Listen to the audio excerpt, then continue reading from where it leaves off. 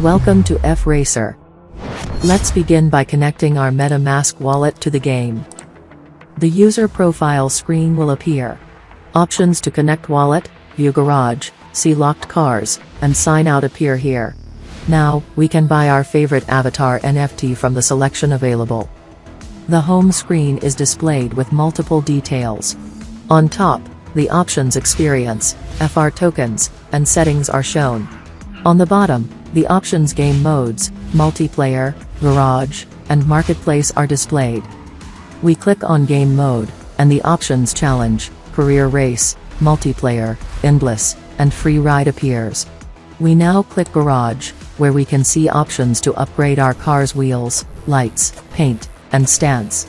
We click challenge under the game modes. Here, we can complete action-packed racing challenges to earn FR tokens as rewards.